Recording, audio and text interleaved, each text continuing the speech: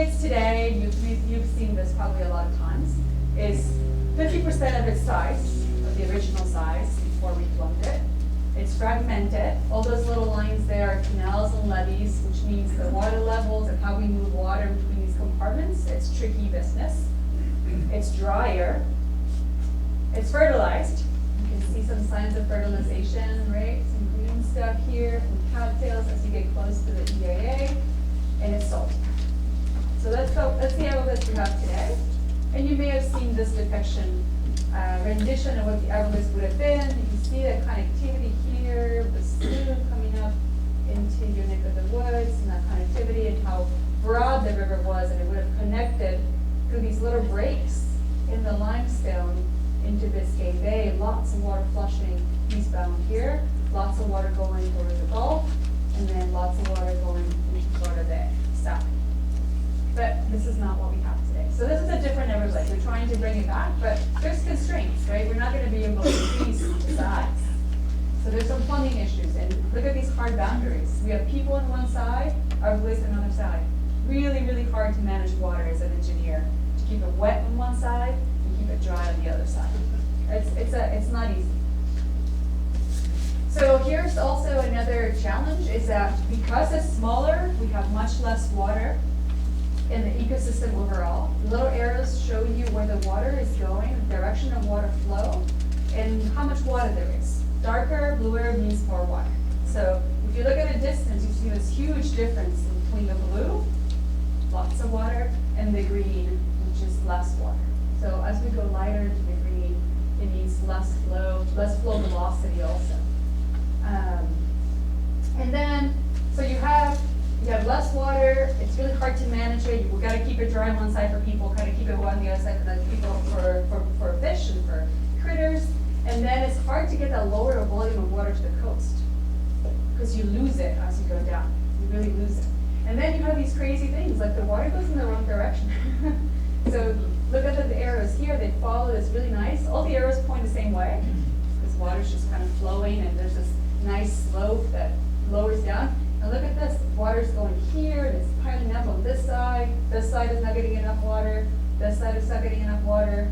And it's just going in every direction. A lot of these arrows, too, are pointing towards the canals because we're taking water from the human side, right? We pump water for the wells for drinking water here. We lower the water table below the ground, and then the water just wants to go shoot out of the park. So that's a crazy, crazy thing to deal with. In fact, we're putting walls, cement walls, and pouring concrete into the ground, which sounds crazy, and it's very, very expensive to stop that from happening. So you can see these areas, the water just wants to go. So now we have this other problem. We have less water, and the water that we have wants to go towards the city.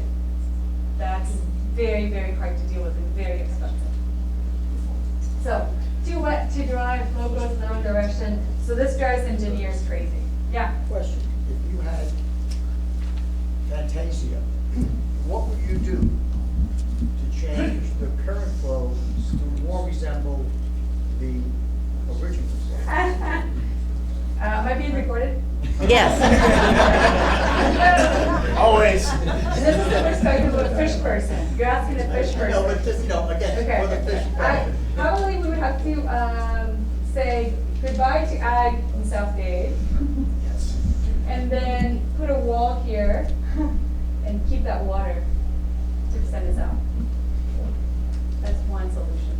That's pretty radical. But we put a wall up here, but there's a tremendous amount of effort. Park Service pumps running continuously to keep that water going back.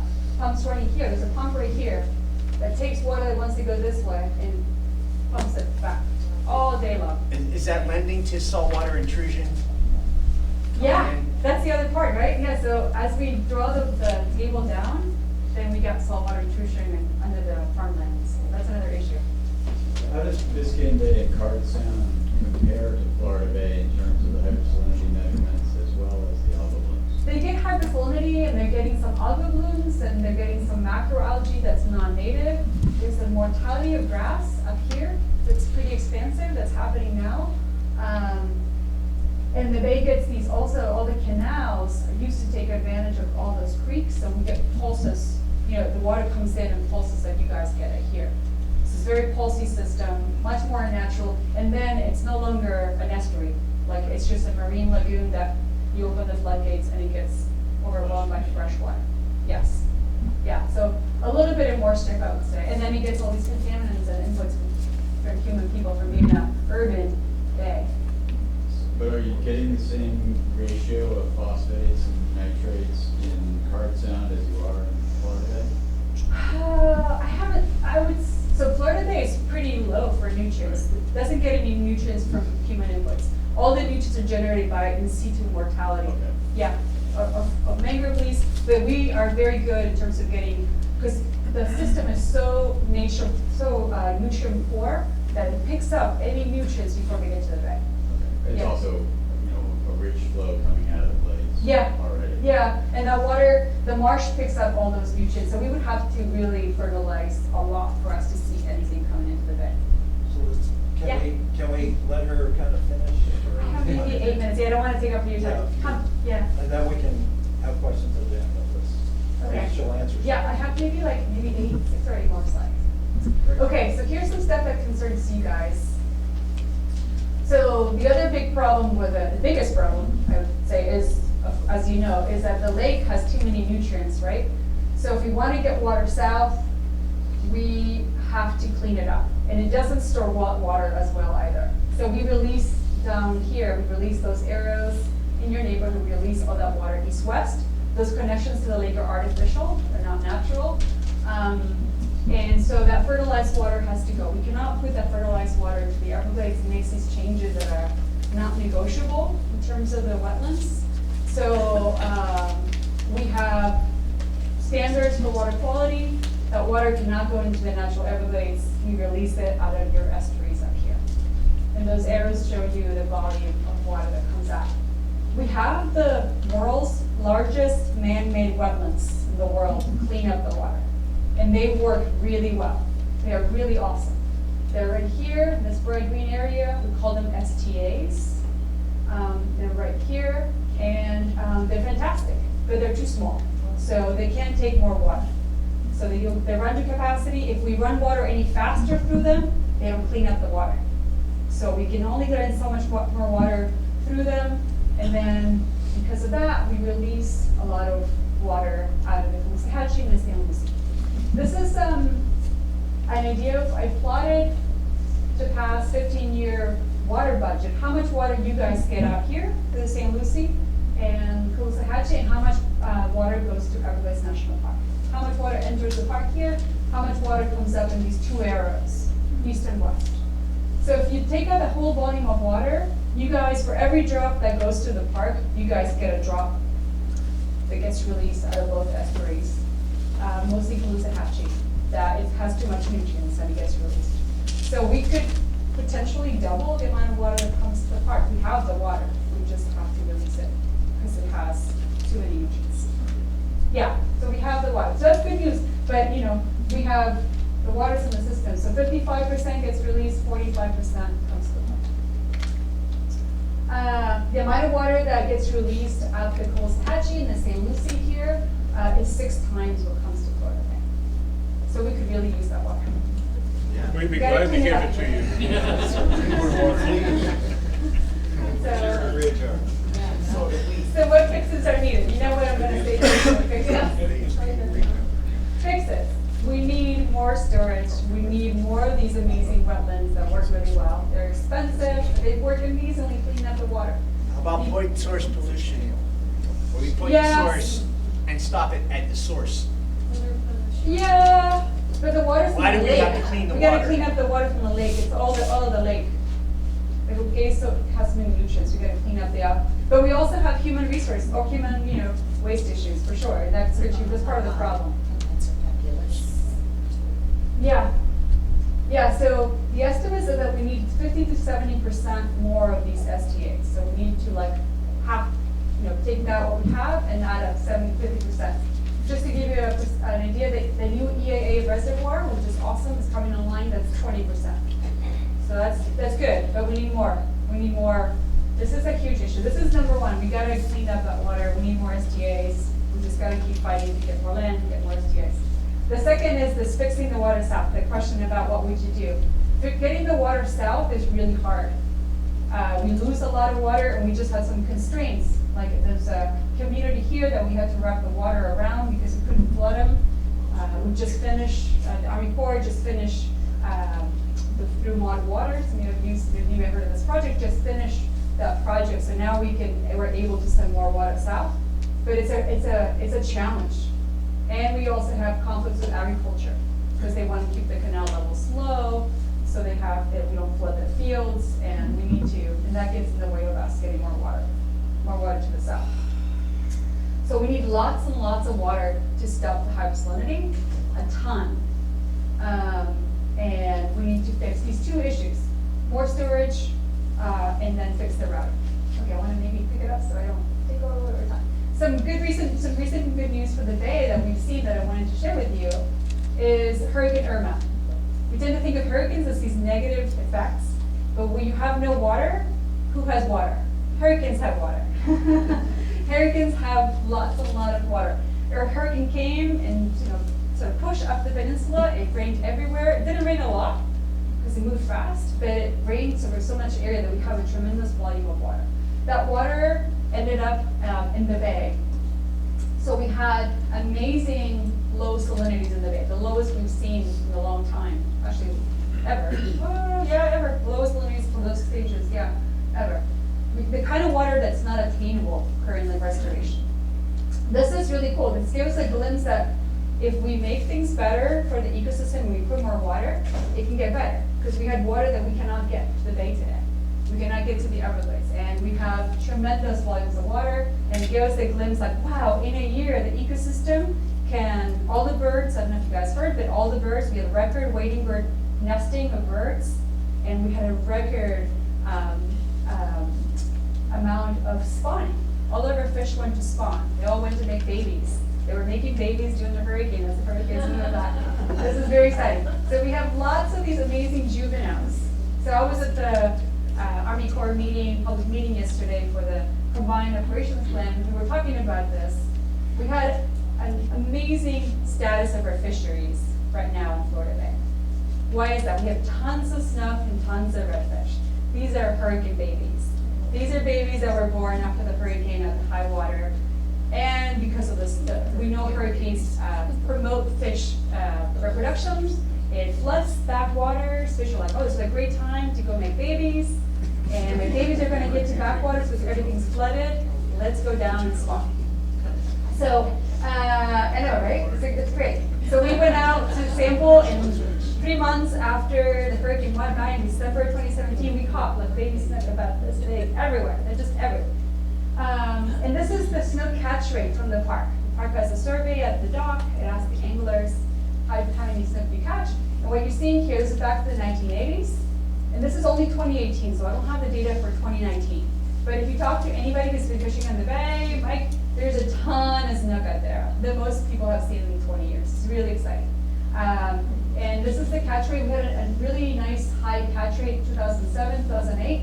And then we had the cold snap in 2010, our snook died, and then come back, and now we have this number, and I suspect if we go to 2019, it's going to be super high. So, one of the things you guys can ask for as a group or think about when one asks is keep these fish alive. Keep them alive. So these are about this big right now. They're this big. They're all snook are all born boys and then turn to girls, which is really cool. Yeah, so if you see guys chasing big snook, they're chasing girls, which is great. Sometimes they don't know that, but they turn to boys, so they're born boys and then turn to girls. And we wanted those guys to get big to survive, right? And to make more babies, right? Because we have a huge number of them, so we don't want to lose them. So we are concerned about the dry season this year, and we're concerned about the fact that we might end up in a dry condition and these guys might die, or get stressed out and get eaten by sharks as they get released for the anglers, because that can happen at high water, high mortality when we get a lot of fishing, and there's so many of them, so we want them to survive. This is a big thing though. You guys can say, please, keep those Florida Bay fish alive, because we have so many. So, really good news also on the bird side. And I wanted just to end up by saying this is an amazing time for Everglades restoration. We have a new board, great members. We have wonderful region restoration, wonderful energy, some things that are finally happening, projects are coming to an end. New funding from the federal side, committed $250 million, highest federal commitment to restoration we've seen, only twice in the history of restoration. So things look, the future looks bright, and I wanted to end up on that note. Hopefully you feel the same. Thank you.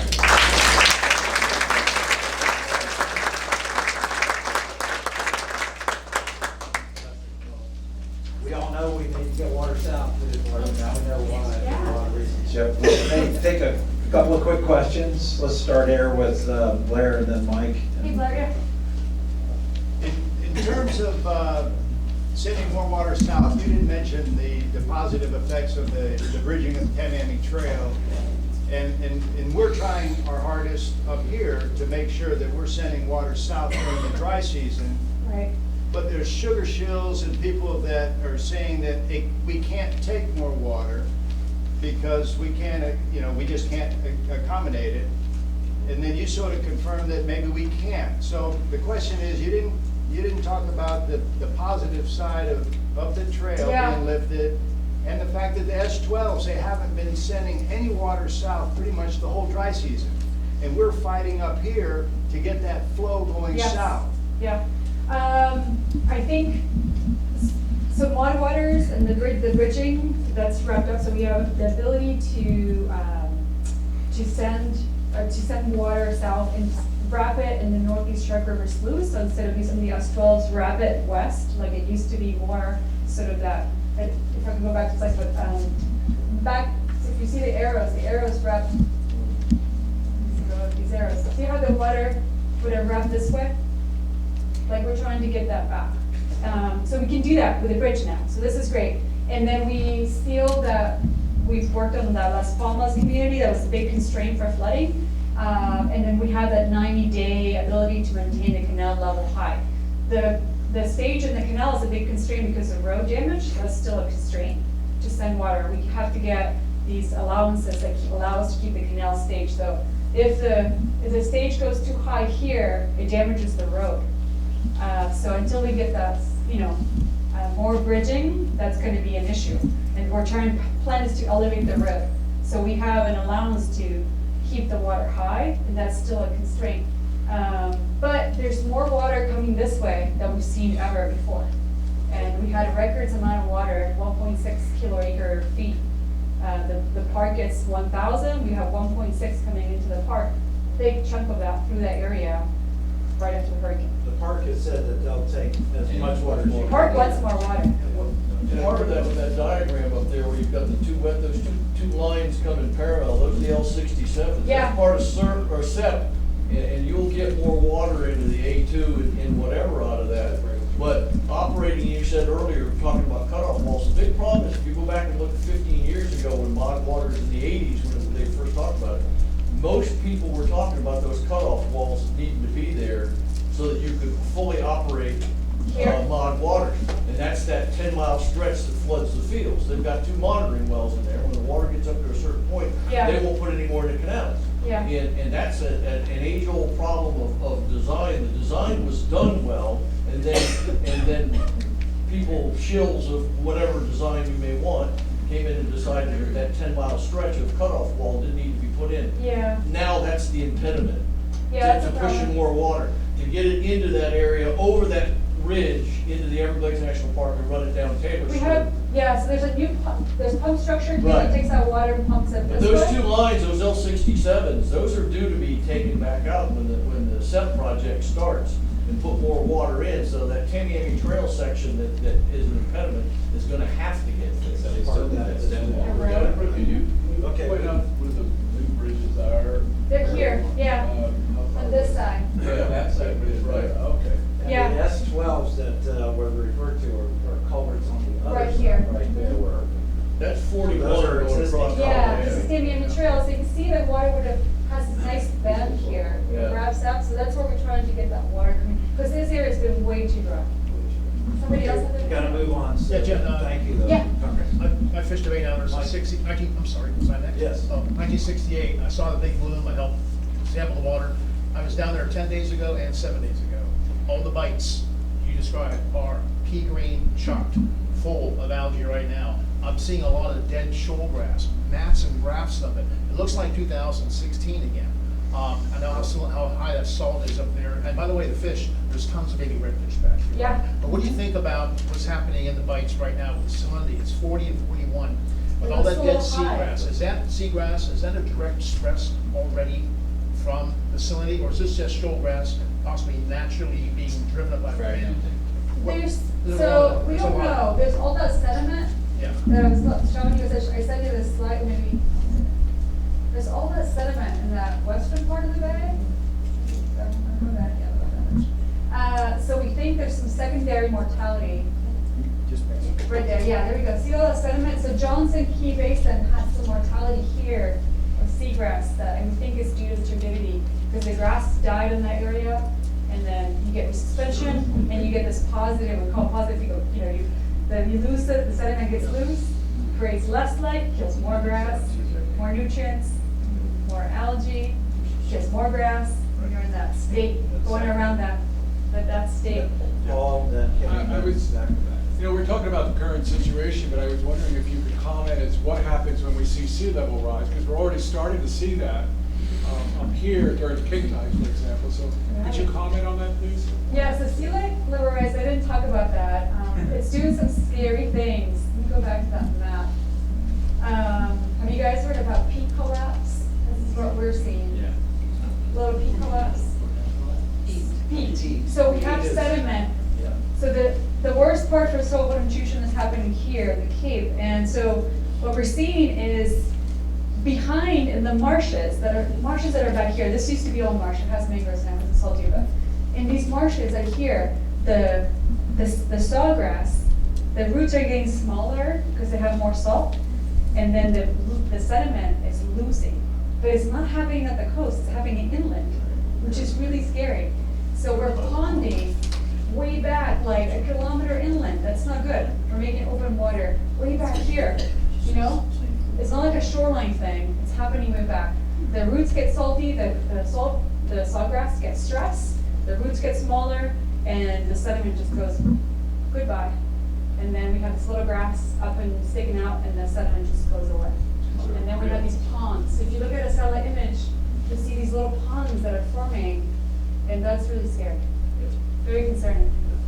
Kenny, you got that. I'm not a scientist, but I am tired of the word constraints. We put a man on the moon 50 years ago. Why do we have constraints as to flowing the water south? Why are they in place? Why can't we just get it done like they did in 1969? Yeah, it's a great, that's nice. I love it. It's called backcasting. I right? hate that word. I I hate the know. word constraints. It's very limiting. So I was talking about that example because, when it's called backcasting, this idea that we had no idea how we were gonna get to the moon. But we did set it. a goal, and we did it, and we just kind of like backcasted from this goal. And it's something you can do, apply to anything. Like, how do we get more sustainable? We're so far, we're going the wrong direction. We should, doesn't matter, we should set it as a goal and try to figure out how to get there. Yes. It's hard stuff when you have these hard boundaries and you want water here and people not to flood here. So there's that. it's hard. It's hard business. How do you keep it dry? How do you keep the water on one side wet, on one side dry? That's a challenge. I was just wondering if some of the foolish activities of the Florida Wildlife Commission and their spraying are affecting you people down south. Spraying in the lake or Spraying everywhere. In the canals, canals, lakes, And they got the word fish in their title. And it doesn't seem to me like they care much about fish. A lot of that spraying is to control non-natives plants that we have that are constrained flow. The canals are a lot of the canals have this mandate of moving water during flood protection and moving water, and water managers get really concerned when they're choked up with plants, I understand. and a storm could come and you can't move water through them. So that But the really gets them herbicides they're worried. using are not good. Yeah, I know. Getting bad. Yeah. That's a lot going on in the northern lakes. I know. Lakes Yeah. to the north of. One Okay, more question. some of the plants and everything, wouldn't they work kind of like the sea of grass? where they would take up some of the bad reads and everything? Yes, yeah, so, So wouldn't it be better to leave the canal? Oh, Yeah. It would move the water slower. Like hydrilla Yes. in the STA. they would do that. You would get a community change eventually to plants that really like nutrients, and that's what happens in the Everglades. If we put in fertilizer here, we get plants, but they're different plants. We don't like plants, they're just like monocultures of things. They're very good at taking up nutrients, but they are not Everglades, you gotta be careful. But there's some novel ideas, like these floating, I don't know if you've seen this, these floating mats of algae that you can grab Terrified. in. Yeah. Terrified. Yeah, periphyte, and then people are making these floating assemblages of like an STA. Yeah. They put them in ponds. You can put them in ponds, and they can take up nutrients, you could do something like that. But because the canals, are designed to hold water, it's hard. Like they wanna be able to push a button, and, you know, when hurricane comes, they gotta evacuate We water. have to switch to mechanical harvesting rather than this chemical harvesting. Some of that is done now. Let's thank Jennifer real quick.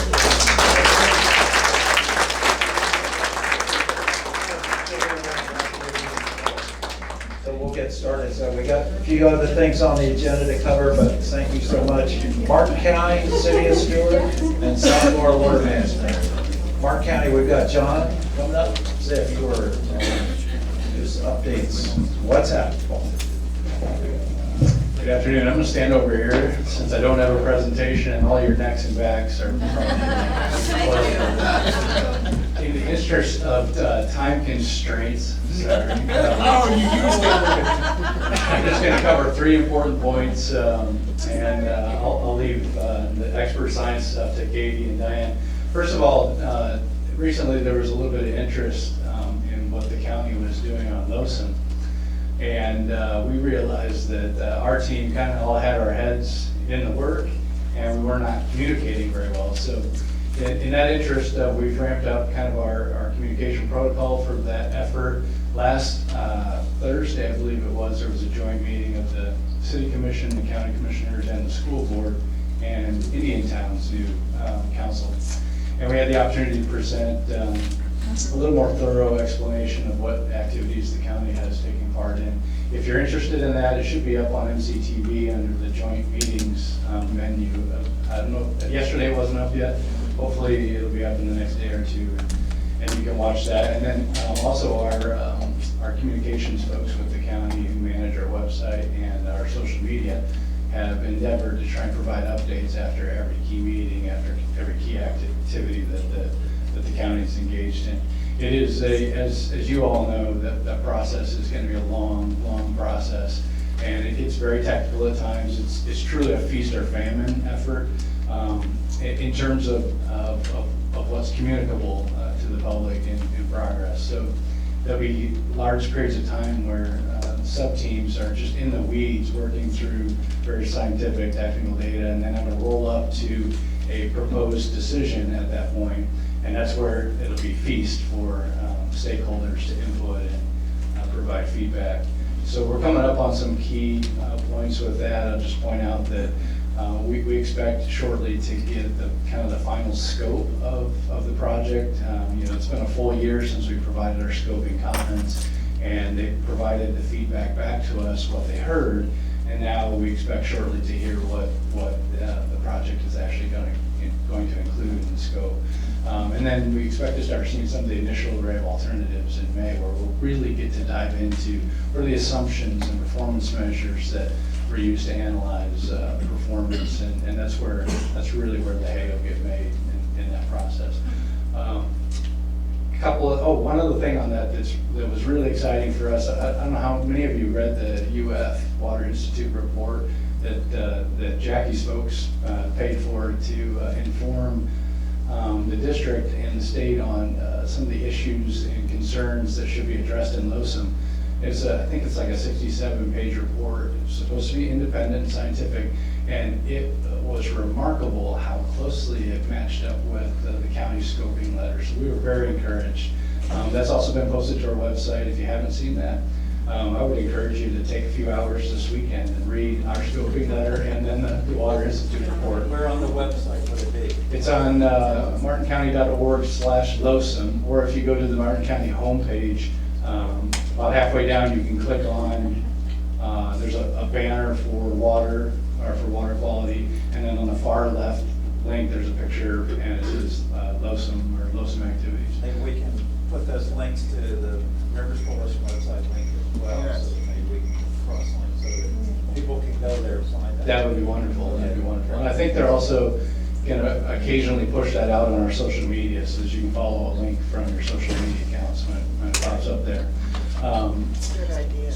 This week, if you were watching the commission meeting yesterday and you watched to the bitter end, there was a motion and approval for the county to reserve the right for staff to file an objection to the Basin Management Action Plan as it has been issued. We have a really short period of time to respond to that. And there were some issues that the county still felt uncomfortable with that we hadn't resolved. It's our hope that we would not file a petition, that we would be able to move forward, but because it's such a short, it was only 21 days from the time they issue it to when we have, we either by default accept it or we have to file a petition to object to it. So we put that in as a placeholder. We've had daily conversations with the DEP on this, and we expect to resolve those concerns. Chief among them would be that one that you're all familiar with, that the Lake Okeechobee Basin Management Action Plan does not include a nitrogen component because there's not a TMDL for nitrogen on Lake Okeechobee. However, we all know that a substantial part of the water that comes to our TMDL compliance point, the Roosevelt Bridge, has Lake Okeechobee water. So one of our questions is how does the BMAP, we want the BMAP today, not in the future, to address, to either acknowledge that more clearly or to address how that is going to be corrected, what program is going to pick that up, because it's not currently housed anywhere. There's kind of a weak case made that in the Lake O BMAP that phosphorus reductions will have a proportional corresponding nitrogen reduction, and we're kind of challenging that notion. Can you say what BMAP is? Because some people Basin don't know. Management Action. Okay, so the EPA establishes impaired waters in the United States, and they do that with what's called a total maximum daily load concentration figure for that water body. And then the states have the responsibility to develop programs to address that and to meet those TMDLs. The state of Florida is very proud of their program. It's the only one in the country that has one quite like it, and it's called the Basin Management Action Plan. They also have a couple other programs that are intended to avoid having impaired waters or TMDLs. For instance, the Florida Keys had a reasonable assurance document process that was very successful in kind of turning the corner so that they wouldn't end up with an impairment and a BMAP. But we're in a BMAP scenario here. We're started in 2013, and we're about to roll out the second iteration of it. Last thing I wanted to mention was Diane Hughes, who continues to be out on extended leave for medical reasons. She's doing well. She's not ready to come back, but what I wanted to know